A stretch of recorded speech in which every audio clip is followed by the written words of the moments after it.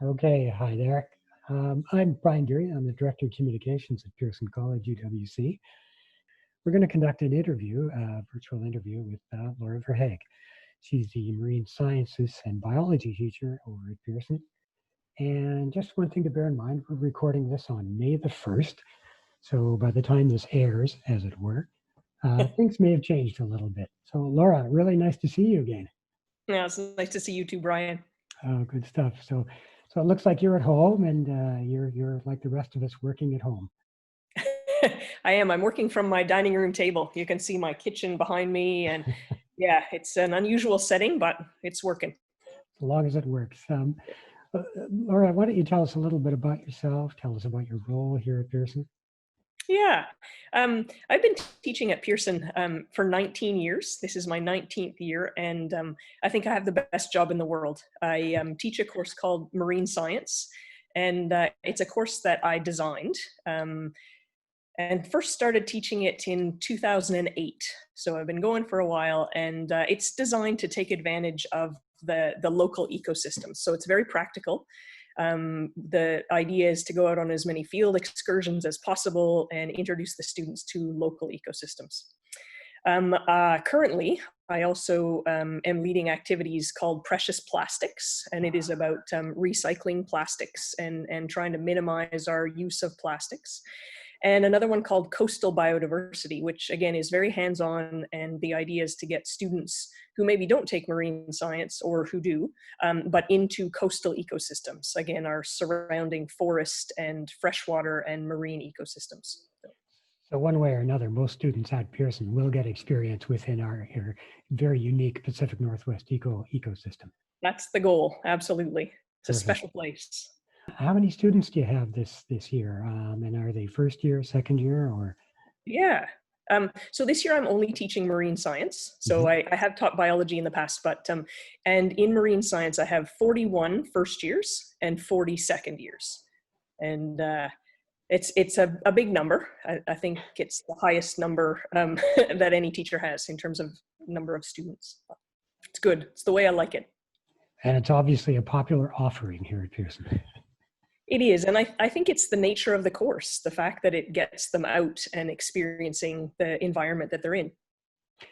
Well, the period that we're in now, the pandemic period, is, I know, a real challenge for everybody. But I know that your classes were very hands-on, and they included venues such as various shorelines, our lab in the floating building, outdoors in the natural environment. So tell us about the classes before all of this happened. Yeah. Well, I was quite excited to be coming into the spring because it's a time when the weather gets better, the tides are low during the day, and it's a time when, with first years, I teach an ecosystem called rocky intertidal ecology. Mhm. And I think I had 7 field trips planned, including a final exam, a final field exam that we do at Race Rocks every year.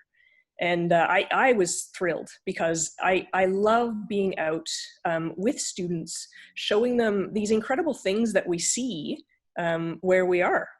So a typical class would be driving to Woody's Lagoon, or getting on a boat and heading out to Race Rocks or Swordfish Island, and measuring and observing and exploring. And again, it's the best part of what I do, taking students out into the environment. It truly is, and I know that's what students really love the Pearson experience for. Um, when it did become obvious and it became apparent that we'd be moving to more of a full online course offering, at least temporarily, how did you feel? Did you have any trepidation about that, or Oh, were you ready to plunge right in? no, no, not at all. I had no idea how I was going to do it. I was totally flattened. As I said, I was really excited about getting into this field season. And when I learned that we would be doing online courses, I was flattened. And I thought, Yeah. well, there's no way. I mean, how can I teach this stuff without actually getting the students out into the ecosystem? Um, yeah, and my students know I teach by waving my hands around and dancing around the classroom, and I also feed off of their energy. And I had no idea how I was going to make this work. So lots of trepidation. Well, that's kind of what a number of faculty members have been saying, that it's the back and forth and is the interaction between student, teacher, and everybody in that one environment together that makes it special. So, so tell us, how did you do it? What did you do to convert your classes? Was it a bit of a challenge? Was it sort of trial and error, or did you have a pretty good idea of what you wanted to do right away? I didn't, and it's taken time to develop what I'm doing. And I think I'm kind of getting the hang of it, although very slowly. One of the first lessons I had to teach was the tides. Mm-hmm. And again, this is something that I use props for. I use a globe, and I typically have a student act as the moon and pulling on the water, and the moon then orbits the Earth. And I also show centrifugal force by spinning a bucket of water around in my classroom. And I've heard about that. yeah, and it's something that has an effect when the students are right there. I tried to do it by setting my computer on the piano that we have here, and a globe and something as the moon. And I mean, I tried my best, but I have to tell you that it was very hard, very hard. And again, it's something that you need to be present. I've also taught the tides on a beach, right, where I can draw in the sand and move things around, and that's okay. But oh boy, it was challenging for sure.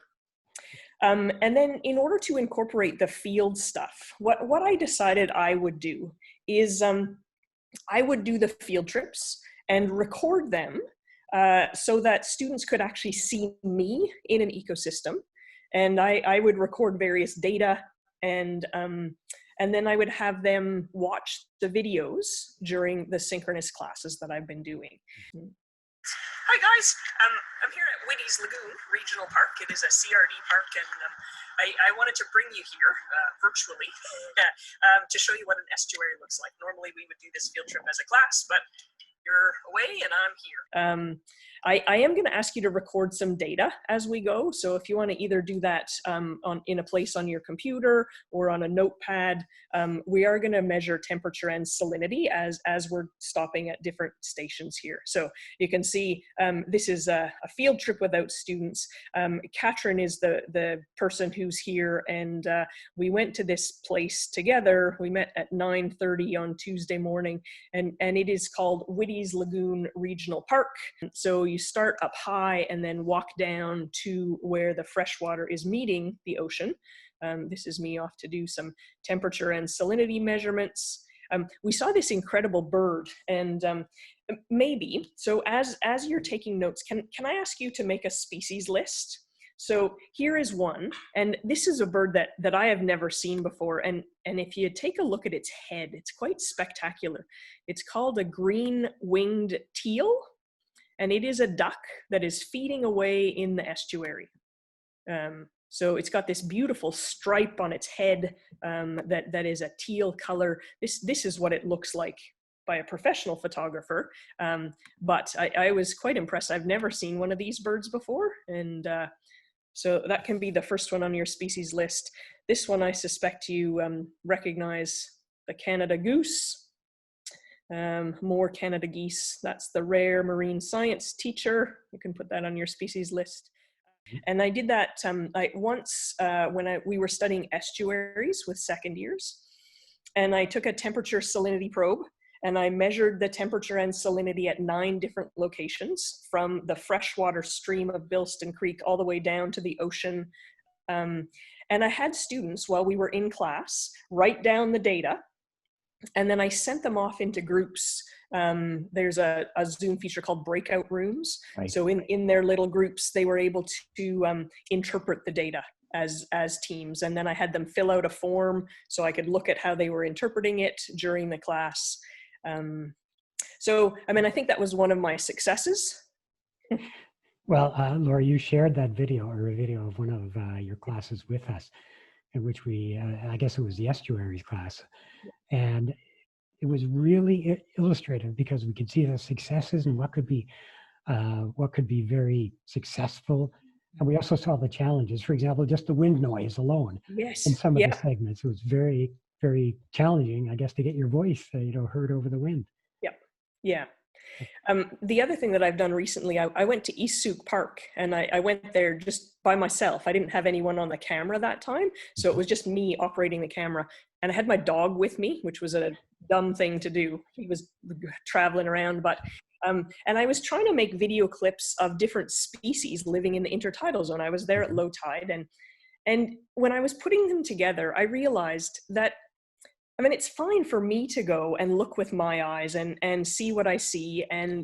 But when I'm trying to teach the students about the organisms that live there, it's so much better to have them discover these things on their own, right? So their eyes looking, and they say, "Hey, Laura, what's this?" And then I run over to where they are and I explain, "Oh, that's a barnacle." And then I can tell a story about a barnacle.